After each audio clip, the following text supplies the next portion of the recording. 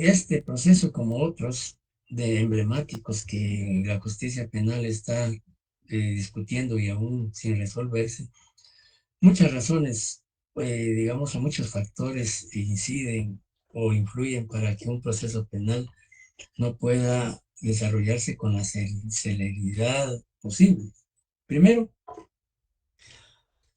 porque, digamos, como les decía inicialmente, los tribunales de sentencia actualmente están saturados de procesos penales que hasta hay ya algunos que han señalado ya debates para el año 2025. Uno. Dos, la complejidad de los procesos. En estos casos, pues obviamente hay varios delitos imputados, hay una cantidad de pruebas, aunque uno de ellos pues uno o dos fueron resueltos y fueron condenados a 16 años y incluso ya el recurso de apelación que presentaron, la sala lo declaró sin lugar y confirmó la sentencia. Pues falta que ver si ellos promueven el recurso de casación, que es el que procede contra las sentencias dictadas por las salas, y después pues seguirán al amparo o qué sé yo. Bueno, entonces muchas veces un proceso penal se demora porque recuerden que hay varias incidencias, porque puede ser que cualquiera de los sujetos procesales, Ministerio Público, abogado defensor o acusados, planteen recursos, planteen procesos constitucionales de amparos, planteen excusas, plantean recusaciones. Todas esas incidencias motivan el atraso de los procesos, la demora. Entonces, muchas veces no es imputable al tribunal o al juez, sino se debe a la interposición de cantidad de acciones legales. Recuerden que la ley permite que los sujetos procesales puedan plantear las acciones que estimen pertinentes. Muchas veces acciones que se plantean únicamente con el ánimo de retardar el desarrollo del proceso penal. Entonces, es cierto, en la práctica y en la realidad hay muchos procesos que no solo no cumplen el principio de celeridad, de sencillez, sino se debe a estos factores y a otros que pudieran existir, ¿ya? Dentro del proceso penal. Entonces, eso se debe, pues, muchas veces a factores imputables a los sujetos procesales y otras veces también, ¿por qué no decirlo?, a los tribunales, que muchas veces suspenden audiencias por X o Y motivos. Entonces eso, de una u otra manera, pues también atrasa el desarrollo del proceso penal. No sé si eso satisface su pregunta. Excelente, licenciado, muy amable. Sí, Nínive.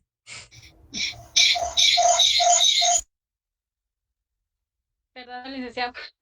Fíjese que yo oí que usted citó los artículos, el 362 para la oralidad, el 356 para la publicidad, el 354 para la inmediación, pero Así para es. los no recuerdo cuáles artículos citó para el de celeridad, concentración. No, el de celeridad, el de concentración, tiene íntima relación con el de la continuidad.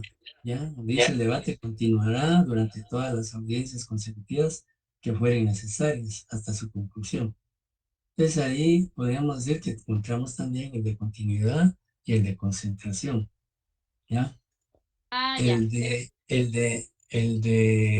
Digamos, decía yo que el de concentración no tiene, y tanto el de concentración como el de contradicción no tienen un artículo específico como los anteriores. Ah, ya. Gracias por la aclaración, licenciado. Nada. Bien, entonces pasamos al siguiente punto, que era ya propiamente el desarrollo del debate. El artículo 368, a partir del artículo 368, ya encontramos lo que es el desarrollo del debate. Ya veamos lo que dice el artículo 368.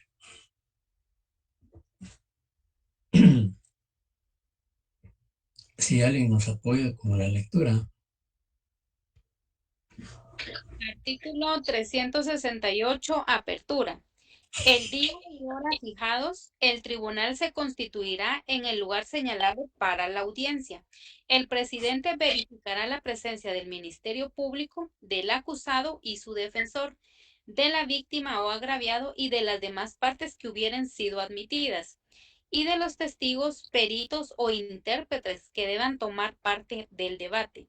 El presidente del tribunal declarará abierto el debate, advirtiendo al acusado sobre la importancia y el significado de lo que va a suceder y la atención que debe prestar en la audiencia. Inmediatamente concederá la palabra en su orden a la parte acusadora y defensa para que se presenten sus alegatos de apertura.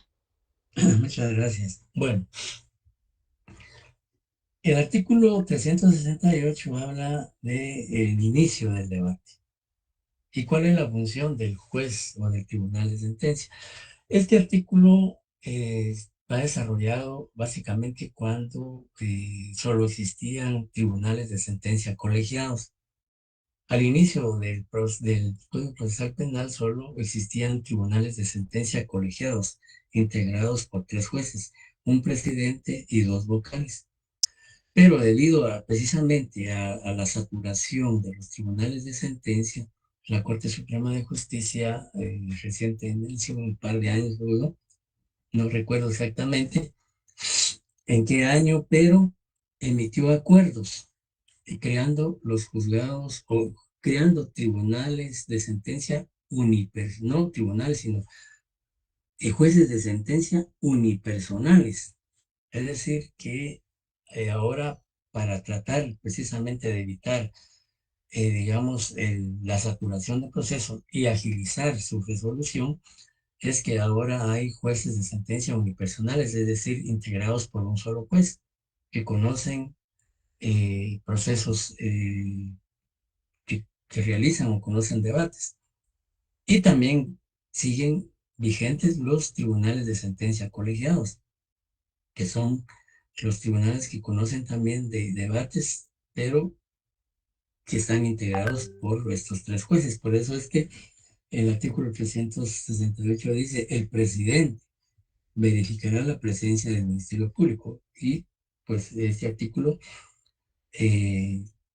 tal y como está escrito, pues es cuando solo existían tribunales colegiados, es decir, porque era integrado por un presidente, pero hoy pues existen tribunales colegiados y también tribunales de sentencia unipersonales, que fueron creados por la Corte Suprema de Justicia mediante los acuerdos respectivos para agilizar los debates, ¿ya? Para que, digamos, hay casos en, por ejemplo, un tribunal de sentencia colegiado puede estar, como dije, está integrado por 3 jueces, pero puede darse el caso que en ese juzgado cada uno de los jueces vaya a conocer un debate en forma independiente, en forma separada. Y hay casos en los cuales ese tribunal integrado por 3 jueces van a conocer casos en forma colegiada, ¿ya? Entonces se puede dar de las dos maneras que un proceso penal y que llegue a debate puede ser conocido únicamente por un juez de sentencia unipersonal o puede ser también que sea conocido por un tribunal colegiado por los 3 jueces. En esos acuerdos pues también se establece su competencia. Hay casos, por ejemplo, delitos como secuestros, asesinatos, homicidios, que los conocen los tribunales colegiados, o delitos de trata de personas, narcoactividad, etcétera, que los conoce un tribunal colegiado, integrado por los 3 jueces. Y casos, por ejemplo, como robos, hurtos, pues son conocidos por jueces de sentencia unipersonales. Entonces, pues obviamente al iniciarse, al declararse abierto el debate, como es así, como se conoce en la práctica que se conoce, se declara abierto el debate, pues es cuando el juez, el tribunal o juez de sentencia comparecen al juzgado, verifican la presencia de las partes, todos están presentes, pues declara abierto el debate. Y lo primero que tiene que hacer, pues, luego de verificar la presencia de todas las partes que dice el artículo 368, pues con términos sencillos, prácticos, comprensibles, le manifiesta al acusado la importancia del debate, lo que va a suceder en el debate, que él ponga atención a lo que va a ocurrir, a suceder, etcétera, etcétera, para que él esté debidamente enterado, digamos, qué es lo que va a desarrollarse en ese juicio, en ese debate. Algo importante que establece el artículo 369, la resolución de incidentes. Esto significa, el artículo 369 dice que todas las cuestiones incidentales que se pudieran suscitar serán tratadas en un solo acto, a menos que el tribunal resuelva hacerlo sucesivamente o diferir alguna según convenga al orden del debate. En la discusión de las cuestiones incidentales se les concederá la palabra una única vez por el tiempo que establezca el presidente, al Ministerio Público, al defensor y a los abogados de las demás partes. ¿Qué significan los incidentes? Bueno, puede ocurrir que luego de que el juez de sentencia unipersonal o tribunal de sentencia colegiado declara abierto el debate y luego de que el Ministerio Público haga su alegato de apertura y el defensor también y el querellante hagan su alegato de apertura, pues ya viene la fase de los incidentes. Pero, ¿qué significa el alegato de apertura? Pues el alegato de apertura es cuando el Ministerio Público se refiere a la acusación y hace la imputación del hecho y todas las circunstancias y que señala que va, con la prueba que va a presentar, va a demostrar la participación y responsabilidad del acusado, etcétera, etcétera. Ese es su alegato inicial, o la ley dice sus alegatos de apertura, que es el alegato inicial que por parte del Ministerio Público pues, se refiere a la acusación, a la prueba que va a presentar y que con esa prueba va a probar la participación y responsabilidad penal del acusado.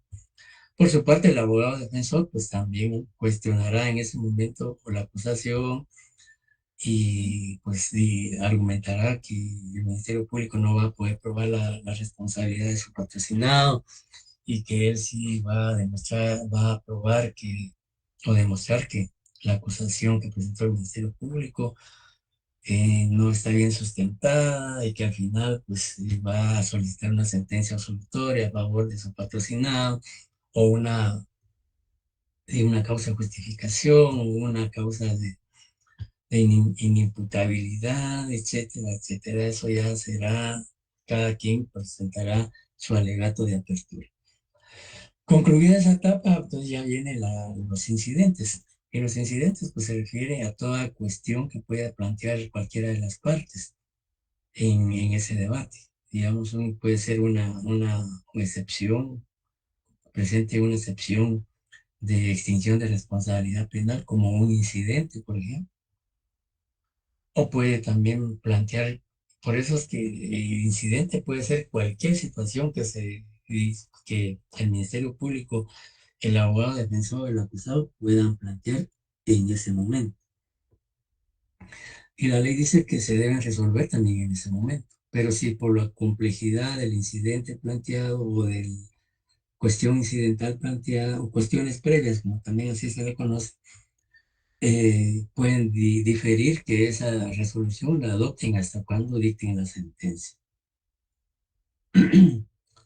Luego ya viene, luego del planteamiento de los incidentes y la resolución del tribunal, pues ya viene la declaración del acusado. Ya el artículo 370 habla de la declaración del acusado y también el artículo 371 de la declaración de varios, si son varios acusados. Entonces, ya el artículo 370 habla que después de la apertura del debate o de resueltas las cuestiones incidentales, el presidente le explicará nuevamente, con palabras claras y sencillas, el hecho que se le atribuye y le advertirá que puede abstenerse de declarar y que el debate continuará, aunque no declare. Permitirá en principio que manifieste libremente cuanto tenga por conveniente sobre la acusación. Podrán interrogarlo al Ministerio Público, el querellante, el defensor y las partes civiles en ese orden. Luego podrán hacerlo los miembros del tribunal si lo consideran conveniente. El interrogatorio es una función exclusiva del Ministerio Público, el abogado defensor del querellante. En un sistema acusatorio, muchos dicen que el tribunal no debe interrogar, porque es una función con exclusividad del Ministerio Público, del defensor, el acusado, víctima, etcétera, y que los jueces no deben preguntar. Sin embargo, pues el Código Procesal Penal permite que los jueces pregunten, aunque en la práctica y en la realidad, hoy en día, pues ya muchos jueces no interrogan, salvo que tengan dudas o que el Ministerio Público o el abogado defensor hayan formulado un deficiente interrogatorio y que eso no haya permitido la obtención de una información que sea útil y pertinente para el esclarecimiento de la verdad y de la participación y responsabilidad penal o inocencia del imputado. En ese caso, pues los jueces, como tienen dudas, como el interrogatorio fue malo, y ellos sí quieren tener certeza, no quieren tener ninguna duda en relación no solo a la existencia del delito, sino a la participación del imputado, pues pueden interrogar para aclarar las dudas que tengan. Sin embargo, pues hoy en día, como les digo, al inicio del Código Procesal Penal sí era muy común que los jueces preguntaran. Pero como les decía, que se cuestiona mucho que los jueces no deberían de preguntar porque esa es una función que compete a otros sujetos procesales y que él solo debe dirigir el debate y sí, por supuesto, fiscalizar el interrogatorio a efecto de no permitir que se dirijan preguntas capciosas, ambiguas, impertinentes, etcétera, etcétera. Porque para no afectar el interrogatorio. Sin embargo, como les digo, la ley permite que ellos puedan interrogar. Luego de eso, pues también les decía que el artículo 373 del Código Procesal Penal habla de la ampliación de la acusación. Y tal vez Nuri y Johanna nos apoyan con la lectura del artículo 373. Por favor.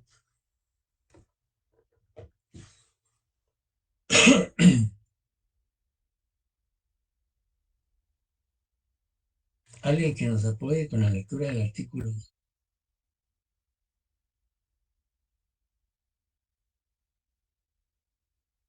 ¿Perdón? Sí, sí.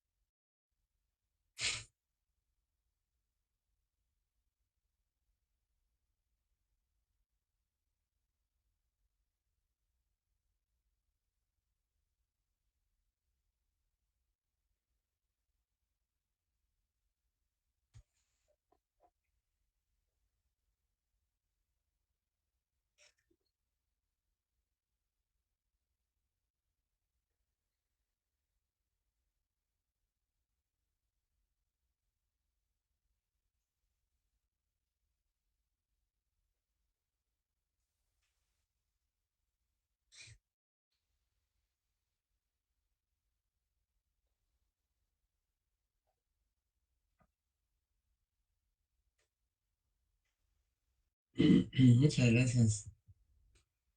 Bueno, digamos, la ley dice que, digamos, en el desarrollo, durante el desarrollo del debate, el Ministerio Público puede ampliar la acusación, pero esta acusación solo se puede ampliar, de acuerdo al artículo 363, dice, por inclusión de un nuevo hecho o una nueva circunstancia que no hubiera sido mencionado en la acusación o en el auto de apertura de juicio. y que modifique la calificación legal o la pena del mismo hecho objeto del debate o integrare la continuación delictiva. Y para entender mejor la ampliación de la acusación,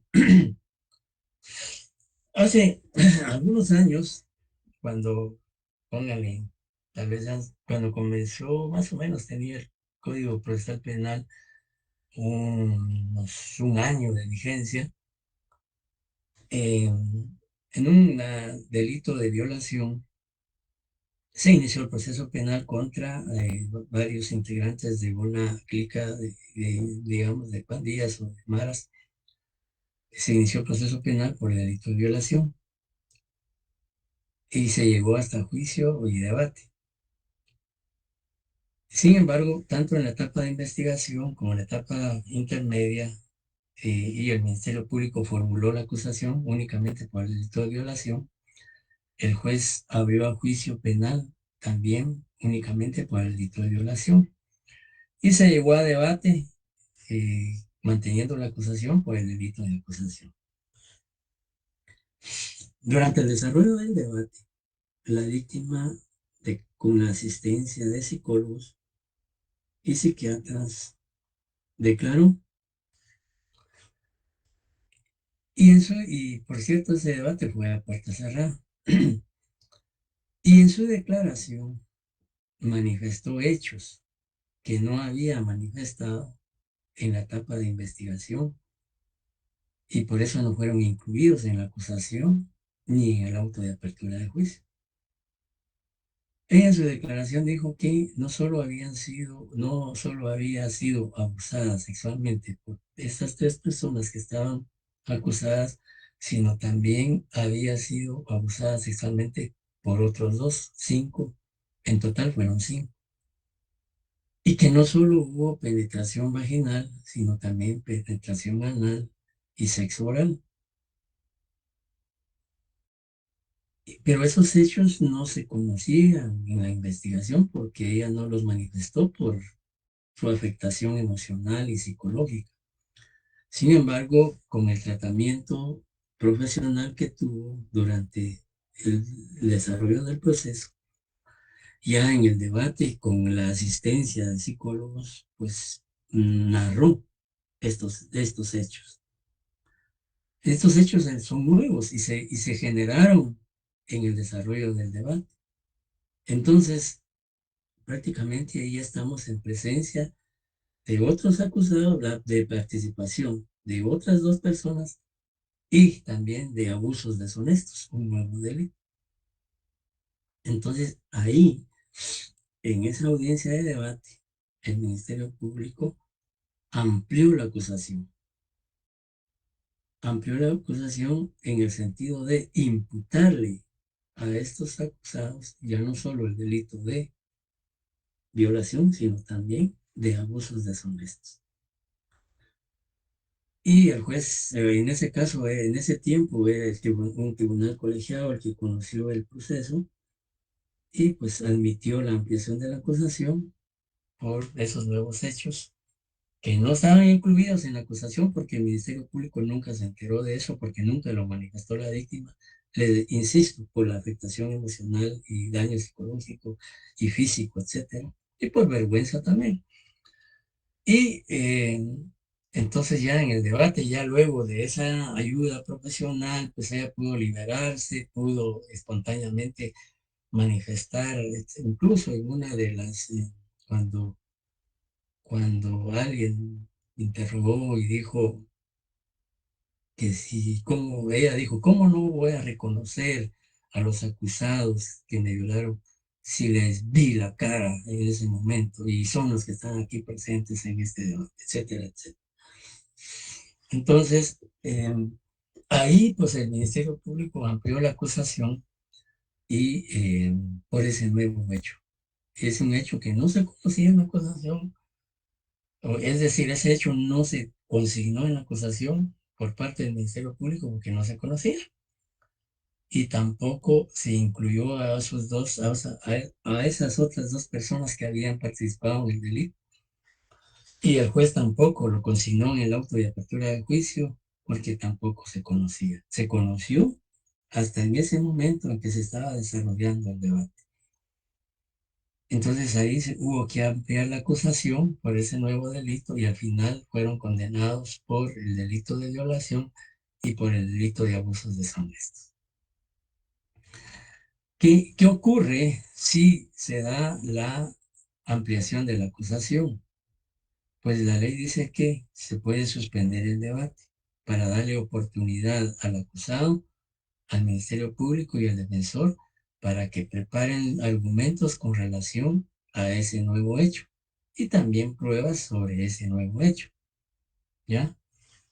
Y por eso dice la ley, en tal caso, con relación a los hechos y circunstancias atribuidos en la ampliación, el presidente procederá a recibir nueva declaración al acusado, es decir, se les recibe la declaración en este caso, en el ejemplo que yo estoy señalando, se recibió la declaración de los acusados con relación al delito de abusos deshonestos.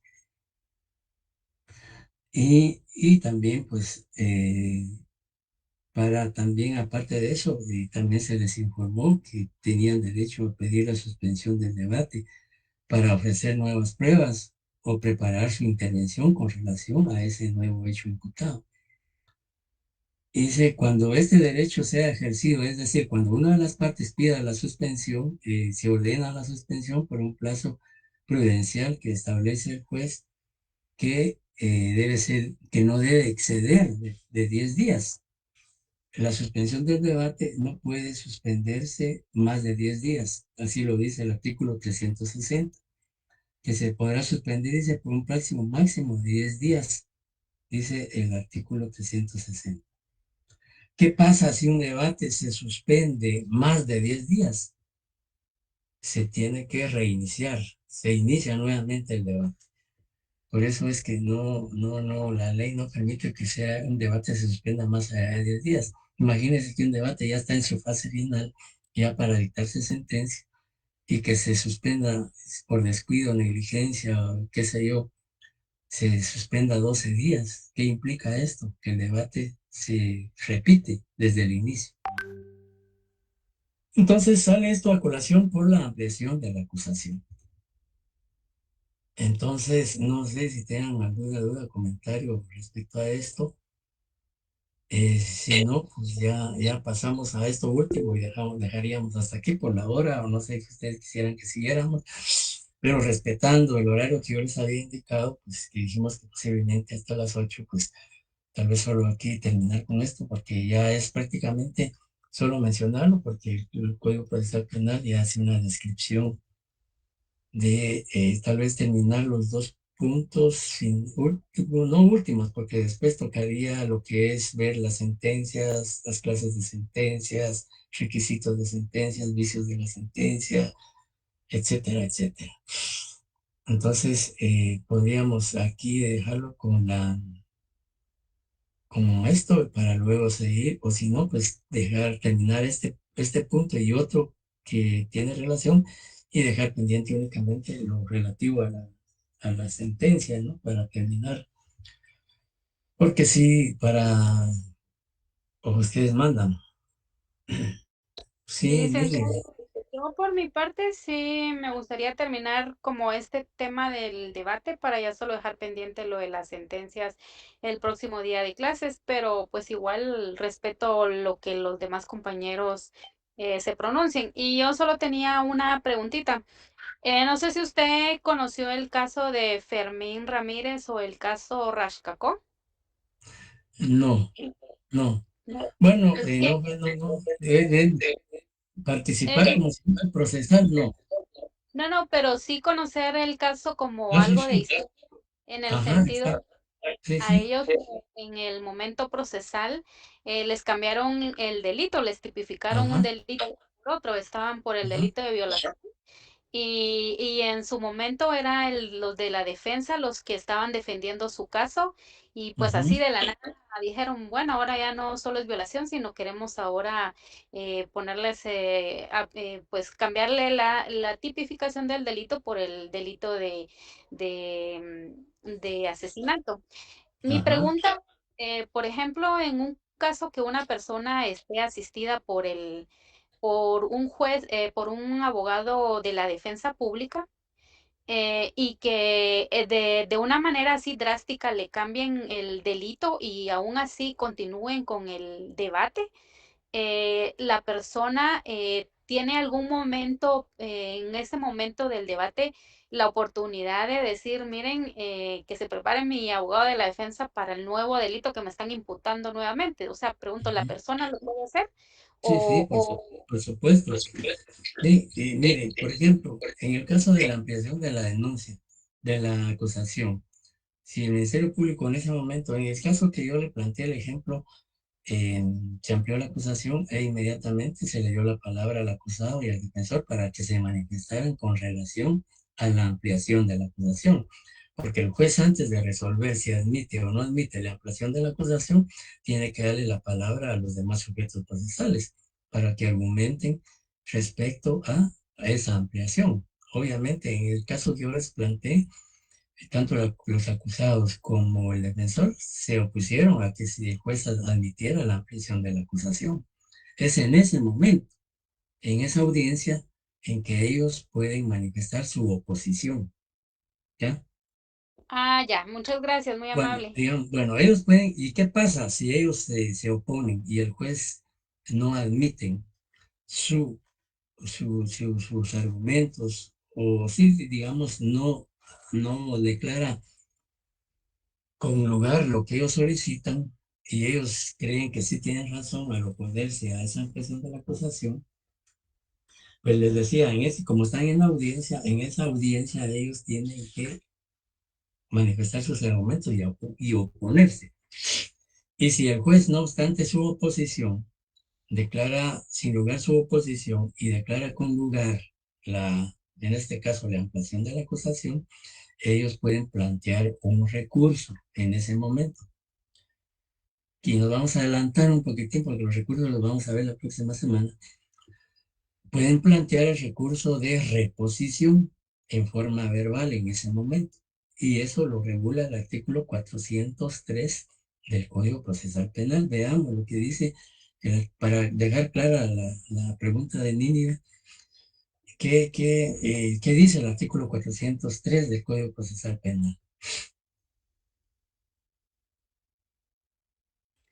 Artículo 403. Reposición durante el juicio. Las resoluciones emitidas durante el trámite del juicio podrán ser recurridas por las partes tan solo mediante su reposición.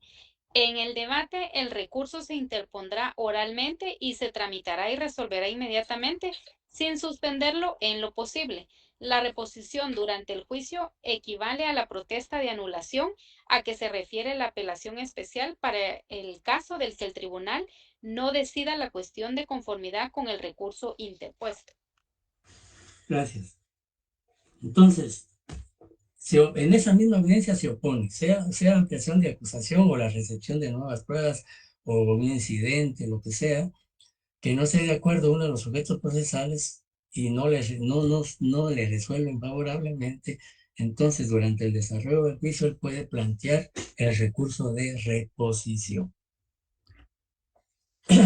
Eso es Gracias por la aclaración. para servirle. Entonces, luego de la ampliación de la acusación, ya viene la recepción de las pruebas. Ya viene primero, pues se comienza con los peritos, que señala el artículo 375, que habla de la recepción de las pruebas. La recepción de las pruebas a partir del artículo 375.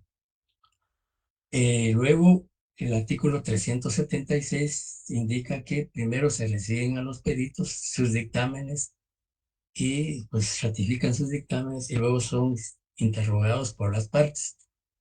Luego vienen los testigos, la declaración de testigos, y luego la prueba documental y la prueba material.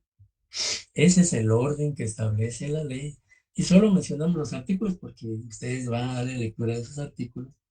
El artículo 375 que habla de la recepción de pruebas, el artículo 376 que habla de la recepción de los peritos, el artículo 377 que habla de la recepción de los testigos, el artículo 378 que habla del interrogatorio de los testigos, el artículo 379 cuando un testigo no comparece a declarar, qué es lo que procede, y el artículo 380 que habla de la prueba documental, la prueba material. Y luego viene las nuevas pruebas, pero antes de lo que Nini me preguntó algo y si no hice referencia a lo que ella decía, de que del cambio de delito o modificación de delito.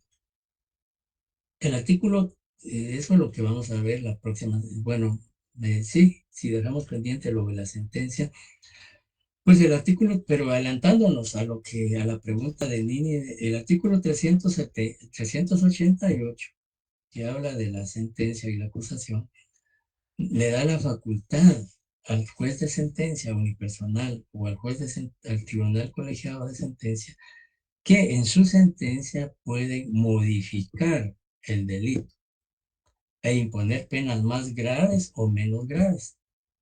En el ejemplo que ella planteaba de que se inició el juicio, durante todo el debate el proceso se llevó por homicidio, pero en el debate se probó que no era homicidio sino asesinato, pero como la acusación y la apertura de juicio estaban por homicidio, pero en el debate se demostró que no fue homicidio sino asesinato.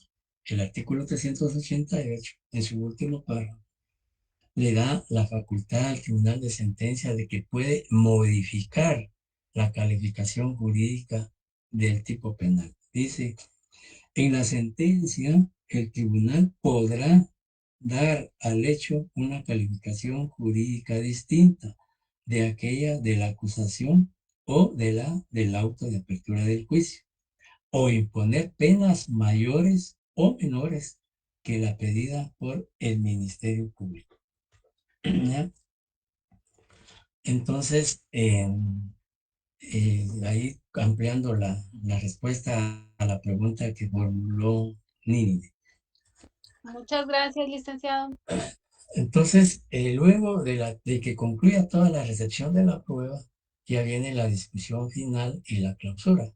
Ya la conclusión final es prácticamente los argumentos que va a exponer el Ministerio Público como el cierre de su participación en el debate.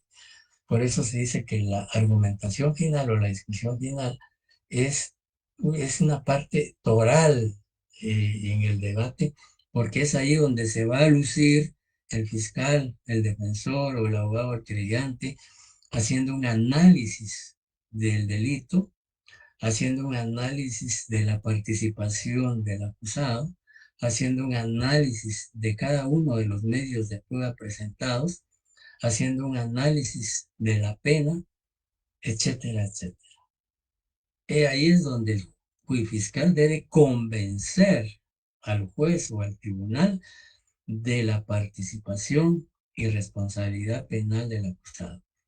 Debe convencer al juez que con los testigos, con los documentos, con los peritajes, con la prueba material, probó y demostró en ese debate que el acusado participó en el hecho punible imputado y que como consecuencia de su conducta delictiva se hace acreedor de la pena mínima o máxima o intermedia que establece el Código Penal o le asigna el Código Penal a ese delito. Por su parte, el abogado del querellante pues también hará sus argumentos pues adhiriéndose a lo manifestado por el Ministerio Público o exponiendo sus propios argumentos y su propio análisis, etcétera. Y luego el abogado defensor y el abogado defensor, por supuesto, también hará sus argumentos cuestionando la acusación, cuestionando la existencia del delito, refutando las pruebas y al final pues argumentando que se dicte una sentencia absolutoria a favor de su patrocinado, o una pena mínima, o invocando una causa de justificación, o atenuantes, etcétera, etcétera. Y luego pues ya al que terminen las conclusiones, pues ya digamos, la discusión final y clausura está contenida en el artículo 382. También lo que hablaba en una oportunidad decía que si podían darse nuevas pruebas en el debate. Sí, el artículo 381 habla de las nuevas pruebas y dice, el tribunal podrá ordenar aún de oficio la recepción de nuevos medios de prueba, si en el curso del debate resultaren indispensables o manifiestamente útiles para esclarecer la verdad. En este caso, la audiencia será suspendida a petición de alguna de las partes por un plazo no mayor de 5 días. Es decir, si durante el debate el tribunal estima que es necesario la recepción de nuevos medios de prueba, pues los debe ordenar que se reciban, pero siempre y cuando resulten en el desarrollo del debate. Por ejemplo, imaginémonos que se llevó todo el proceso penal y que, digamos, se escucharon unos testigos, dos testigos presenciales, pensemos, durante la etapa de investigación. Pero ninguno de estos testigos procesales mencionó que habían otros testigos que ellos conocían, o amigos, vecinos o familiares, y que tampoco el Ministerio Público determinó en su investigación la existencia de otros testigos. Y en el debate, estos testigos al declarar dijeron, sí, yo estuve presente en el día de los hechos, presencié la comisión del delito, y también estaba mi amigo Juan Pérez, pero además de nosotros dos, estaba también presente Julano, Citano y Mengano, a quienes también les consta la comisión del delito por parte del acusado. No se sabía de la existencia de esos otros testigos, porque nunca lo mencionaron estos testigos al Ministerio Público, y el Ministerio Público tampoco pudo determinar durante la investigación la existencia de esos otros testigos. Esos prácticamente son nuevas pruebas que surgieron en el desarrollo del debate debido a la declaración de estos dos testigos. Y si el tribunal considera que eso es útil para esclarecimiento de la verdad, puede ordenar que se citen a esos testigos y escucharlos, ¿ya? O bien ampliar las pruebas que ya existen. Por ejemplo, si el tribunal de sentencia tiene alguna duda con relación al peritaje balístico, por ejemplo, o al dictamen médico forense, tiene dudas con relación, o que no quedó claro a criterio de ellos la causa de la muerte según el informe médico forense, o que el dictamen balístico tampoco es claro en algunos puntos o aspectos, entonces puede el tribunal, como dice, también dice en el segundo párrafo, también podrá citar a los peritos si sus dictámenes resulten insuficientes. Entonces ellos tienen dudas, y para no caer en dudas o quedarse con esas dudas, pues citan nuevamente a los peritos para ampliar su dictamen o ser interrogados sobre las dudas que tenga el tribunal, a efecto de tener certeza jurídica y seguridad al momento de valorar esos peritajes y, digamos, de emitir una sentencia. Luego, pues ya también le habla el derecho de réplica, que establece también el artículo 382 al final. La discusión final y la clausura del debate, pues está en el artículo 382, Y luego de que se da esta situación, ya entonces el tribunal dice, vamos a dejar ahí pendiente lo de la sentencia, pero eh, para concluir lo relativo al debate, el tribunal concluye la participación, la reducción de pruebas y la réplica por parte de los sujetos procesales. El tribunal se retira, cierra el debate, o clausura el debate, se retira a deliberar para analizar el caso y dictar su sentencia. Pero puede ocurrir que durante la deliberación, antes de que ellos dicten sentencia, pueden tener dudas todavía sobre las pruebas nuevas o las que se incorporaron durante el debate. Entonces ellos, en lugar de dictar la sentencia correspondiente, deciden reabrir el debate.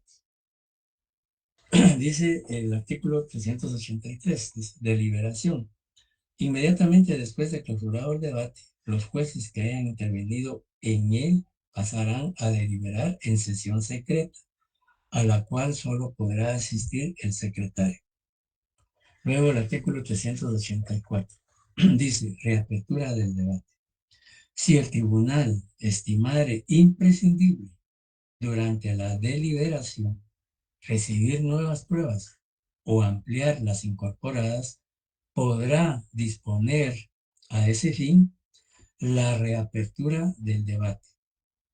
Resuelta la reapertura, se convocará a las partes a la audiencia y se ordenará la citación urgente de quienes deben declarar o la realización de actos correspondientes.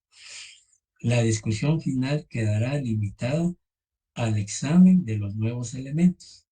La audiencia se verificará en un término que no sea de 8 días. Entonces, en virtud de que el tribunal no tiene todavía el convencimiento suficiente para emitir su sentencia, porque tiene dudas razonables en cuanto a las pruebas que se diligenciaron o presentaron en el debate, y no obstante haberse presentado nuevas pruebas o ampliado las que ya se presentaron en el debate, aún ellos no están convencidos, entonces pueden, en lugar de dictar la sentencia, ordenar la reapertura. Y luego de la reapertura, entonces ahí sí ya pueden emitir la sentencia correspondiente. Entonces, si no hay ninguna duda o pregunta con relación a esto, pues dejamos hasta aquí para continuar la próxima semana con lo que es la sentencia, con lo que es la definición, etcétera, como 4 puntos más o menos, que son importantes y que, pues para tratarlos con mayor detenimiento y no hacerlo a la carrera por premura de tiempo. Entonces dejamos hasta aquí en lo que es la sentencia y para verlo la próxima semana. El día martes, como les anuncié yo, el día jueves, no vamos a tener clases porque los profesores de sexto semestre vamos a tener una actividad de capacitación. Y no sé si también el doctor Vladimir les informó que él no va a dar clases o si va a dar clases. Informó el doctor que no va a dar clases ese día. Ya. Sí, porque tenemos de parte de la coordinación que se organizó una actividad de profesores de capacitación. Entonces, ya vamos a continuar hasta el día jueves la, la clase con esto y definitivamente no vamos a concluir el día jueves con todo porque nos falta ver los recursos y la parte de ejecución. Lo que estoy viendo es que si hay un día especial para terminarlos, porque el jueves obviamente vamos a terminar lo que es el debate y sentencia y comenzar lo que es los recursos. Y que obviamente es un tema también importante y son varios recursos y nos quedaría la ejecución. Entonces hay dos opciones. Una, que tengamos la posibilidad de trabajar un día más, aparte del jueves, que podría ser no sé cuándo se pudiera, antes del examen. Y la otra es que yo grabe esas dos clases y se las mande. O también les mande las presentaciones. Pero sí, lo que no quiero dejar en el tintero es los recursos, porque es un tema muy importante. Licenciado, Entonces, entonces yo le tomaría la palabra si nos pudiera programar en cualquier momento que usted ujú. Yo no sé cómo están con los demás cursos, no. si ya terminaron clases, porque podríamos aprovechar un día de esos. Sí, en laboral, en el periodo de laboral, ya no tenemos clases. ¿Qué día es laboral? En julio, Perdón, Nínive. El día miércoles no tenemos clase en Nínive porque ya terminamos administrativo y laboral. cabal, Bueno, entonces Sí, podría ser que podría ser que trabajemos el martes, miércoles y jueves, ¿les parece? sí, licenciado. sí, está bien. Hoy miércoles, el problema es que yo tengo la revisión, bueno, eh, Disculpe, tenía también, programado las revisiones para el día miércoles a partir de 5 a 7, las revisiones de examen y de los trabajos, que podría entonces tal vez postergarlo para el día viernes y tener las clases el miércoles y jueves. Y las revisiones dejarlas para el día viernes. Muchas O gracias, podría- licenciado. Gracias, licenciado. Gracias. Y entonces para los de la sección A, no sé si también estarán, pero si digamos, podríamos trabajar miércoles a partir de 5:30 hasta concluyamos y el jueves ya dejar solo pendiente lo que es tal vez la parte de ejecución o algunos recursos y un tiempecito ahí para los laboratorios que se le va a pasar a más tardar el día lunes, ¿ya? Ya pasaron Entonces, licenciado. ¿manda? ¿Manda? Ya tenemos un laboratorio ahorita. Ya lo recibimos. ¿Qué laboratorio es? Em, ahorita le digo. Ay, no, perdón, es de otra materia. Sí, Yo pensé sí, que era. Sí, sí, no, sí, todavía no. yo, Gracias. sí, a más tardar el lunes los mandamos, el 5 y el 6 para que, es que no quería mandarlos porque incluso voy a mandar uno de los recursos, pero como vamos a verlos ya la otra semana, pues todavía entonces, para que alguien trabaje en algo sobre los recursos. Los de la sección A no sé cómo van, pero si no se pudieran, digamos, incorporar todos los de la sección A, pues vamos a pasar las presentaciones de todas maneras, pero si ellos pudieran incorporarse para tener a las dos secciones trabajando martes y miércoles, entonces así logramos terminar el programa. Sí, licenciado, buenas noches. Bueno, Pues bueno. sí, nosotros tampoco, en la A tampoco tenemos laboral el miércoles ni administrativo. O sea, Bueno, también entonces, podríamos el miércoles. bueno, está bien. Entonces, y el jueves, por favor, a los compañeros de la sección B, que fueron los que la mayor parte pidieron revisión, la vamos a hacer entonces el viernes a partir de las 5, de 5 a 7 más o menos. De todos modos, yo voy a estar reiterando eso la próxima semana. Y realmente, pues, agradecerles muchísimo y valoro mucho su tiempo de haberse conectado hoy, no obstante, pues ser día sábado, día de descanso, día de estar con la familia, o como está nuestro querido compañero André, Sergio. disfrutando de la tarde.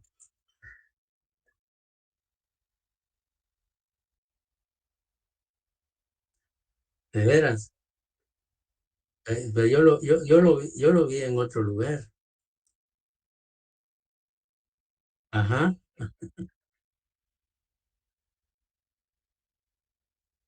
Sí, pero todavía, pero sí, está